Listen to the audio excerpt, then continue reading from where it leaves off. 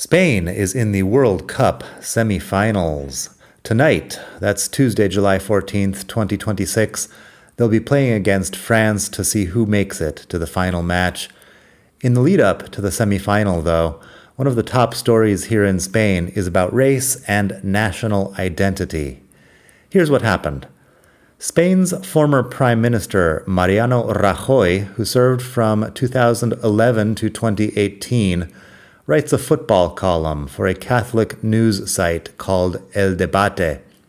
On July 10th, his column predicted a Spanish victory over France in the semifinals.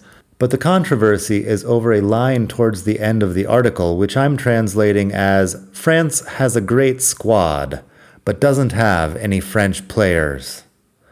Presumably, he's referring to the ethnic makeup of the French national team, which is not traditionally French, by which I mean that most of the players seem to be of African descent. That's quite a bit different than the Spanish team, which is mostly made up of legacy Spaniards, people with traditionally Spanish features and names. Rajoy's offhand remark has sparked a diplomatic incident between France and Spain, with the French foreign minister weighing in to say that the article is stupid, racist, or both. The Spanish government agrees. Even Julian O'Doul, spokesman for the right-wing party National Rally, has come out to say that while some people are still obsessed with race, the French national project is about only three colors: blue, white, and red, whatever the origin or religion of each person. Blue, white, and red are the colors of the three vertical bands on the French flag, in case you're not aware. Here in Spain, the Popular Party has tried to downplay the whole thing, saying that the line "sin franceses" from Rajoy's article was a bit of harmless sarcasm. Rajoy has not made any further comments. If I were the editor of El Debate, and obviously I'm not, I would have cut that line out simply because it's not factual. The French team is French. That's how it works. Hey everybody, it's Daniel. Welcome back to Spain to Go, the best podcast in the entire multiverse for all things Spain. This is a special bonus episode, which I wanted to get out today because we're talking about Spain versus France in the World Cup, which is happening tonight. If you are listening to this later on, it doesn't matter at all, because we're talking mostly about demographics, which is going to be an important issue in Europe until the end of time. So stay tuned for that. Shout out to Amer. Amer is from Bosnia, born and raised in Bosnia. Now he lives in the US, and he has been living in the US for about 15 years. Amer has just joined the prestigious club of Spain to Go multi-donors. The other day he made a donation to the podcast. This is the second time he has donated, therefore he is a multi-donor. Thank you, Amer. If you would like to donate to this podcast, please go to expatmadrid.com/donate. expatmadrid.com/donate. You can donate anything from 10 euros on up. I appreciate it. Back to Amer, because he says that after living in the US for 15 years, he feels like his identity is about equal parts American and European. That's one of the original things that drew him to this podcast. He also has a Spanish wife, so he's learning more about her country through this podcast. Amer said plenty of other nice things in his message. Thank you very much, Amer. If you would like to donate to the podcast, please go to expatmadrid.com/donate, expatmadrid.com/donate. Send me a message there, and I will give you a shout out on the next episode. So, back to the French versus Spanish football teams. Because now that the cat is out of the bag, I would like to talk about the World Cup teams from France and Spain. Out of the 26 players on the Spanish squad, 24 of them look to be unambiguously Spanish. That is, if you include Catalans and Basques in your definition of Spanish. A fair number of the players seem to be Basque: Mikel Oyarzabal, Martin Zubimendi, etc. 3 players go by just one name: Gabi, Rodri, and Pedri. And two are prominent exceptions. They do not have traditionally Spanish features and names. Those two are Nico Williams, born in Pamplona of Ghanaian descent, and Lamine Yamal, from here in Mataró in the Barcelona province, whose parents are Guinean and Moroccan. On the other hand, you can have a look at the French squad online. They are quite a bit different than the Spanish because France has been receiving mass migration for longer than Spain has. It also has more of a colonial history in Africa. For example, France's star player, Kylian Mbappé, is of mixed Cameroonian and Algerian descent. Born in Paris, he has played his last 2 seasons for Real Madrid and won a World Cup in 2018 with the French team. Interestingly, he was 19 at the time and became just the second teenager after Pelé to score a goal in the World Cup final match.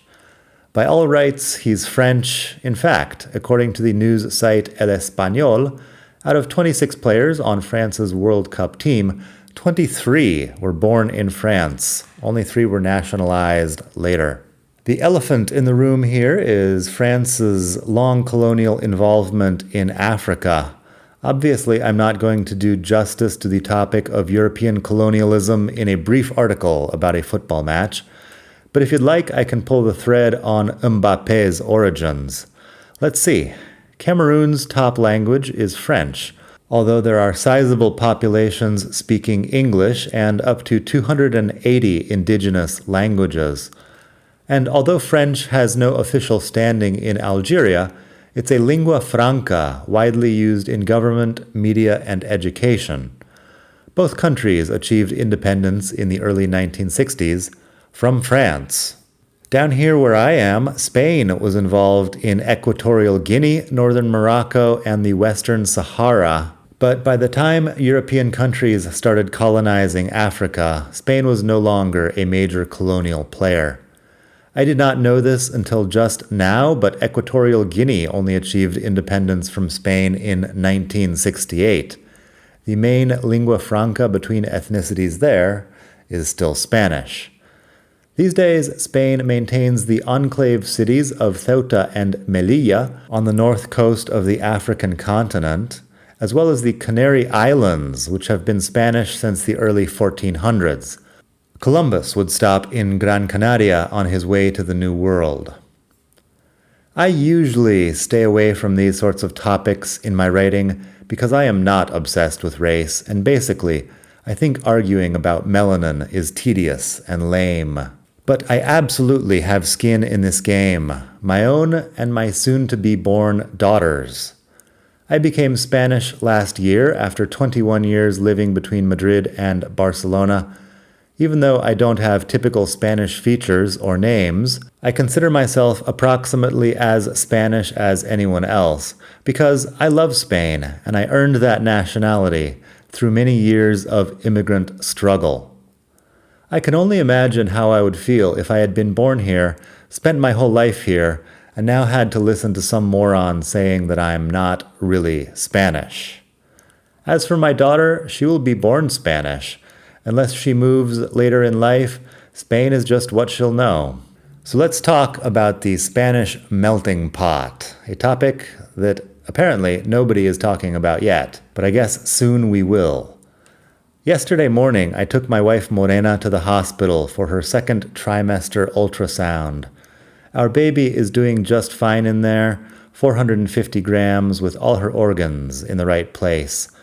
Looking around the obstetrics wing at the Hospital del Mar, I turned to Morena and said, "Our kid is going to fit right in with the next generation of Spaniards."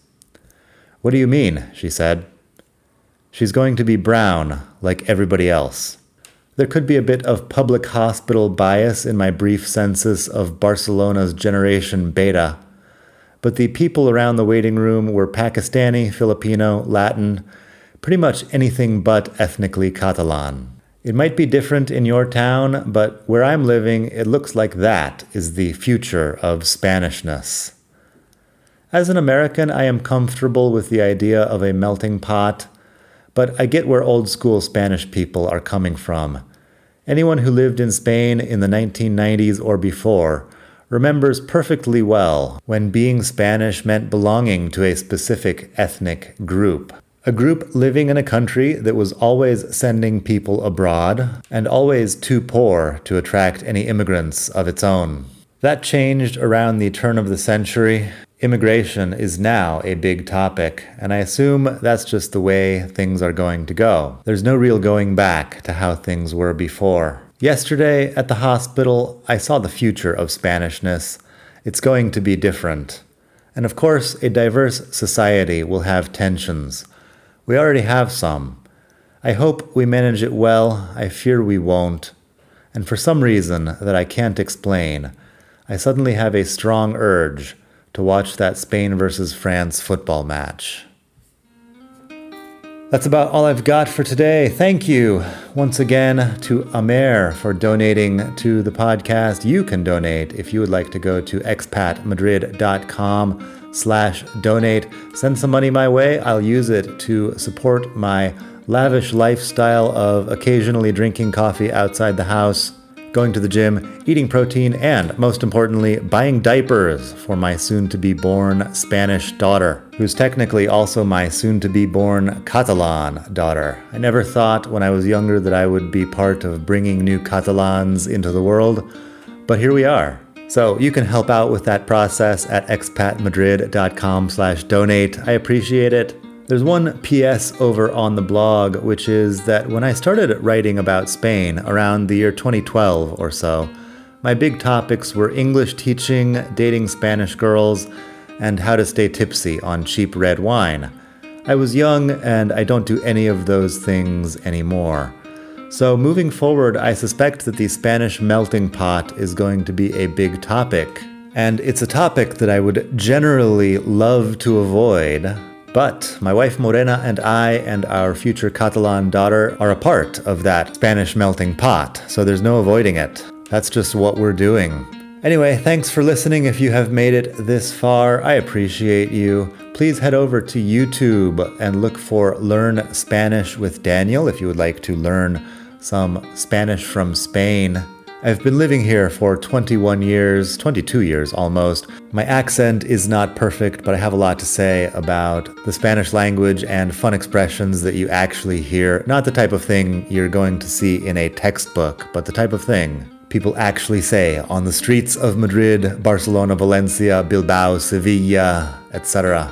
Enjoy the football match if that's your thing. I guess I will probably watch it, even if I have to stay up a bit later than usual. Watching football from time to time is an important part of my cultural integration here in Spain. Anyway, that's it. I hope you enjoyed this special bonus episode, and I hope you're having a great day wherever you are in the world. Until next time, hasta la próxima. Bye.